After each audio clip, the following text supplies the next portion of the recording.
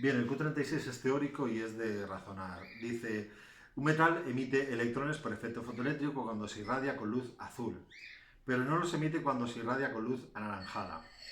Determina razonadamente si emitirá o no electrones cuando se irradie con luz, apartado A, roja, apartado B, ultravioleta. ¿Sí?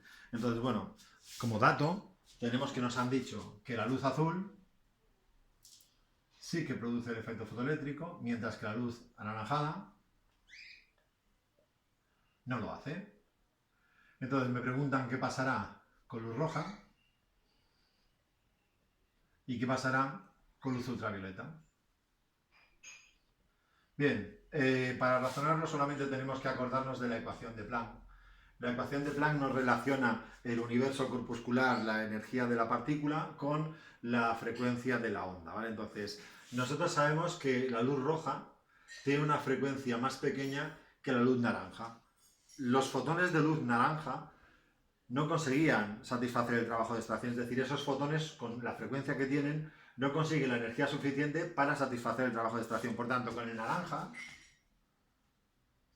teníamos que esa energía del fotón estaba por debajo del trabajo de extracción. Luego no se producía el efecto fotoeléctrico. Vale, pues si resulta que los fotones de luz roja son todavía menos energéticos que los fotones de luz naranja, pues entonces no producirán tampoco el efecto fotoeléctrico. Con los fotones de luz ultravioleta pasa justamente lo contrario. Nosotros tenemos también esto, que la energía del fotón es proporcional a la frecuencia. En el caso de la ultravioleta, su frecuencia está por encima de la frecuencia de los fotones azules. Nosotros sabemos que los azules sí que producían el efecto fotoeléctrico. Por tanto, ¿qué es lo que sucede? Que ese trabajo de extracción para los azules estaba por debajo de la energía de los fotones azules.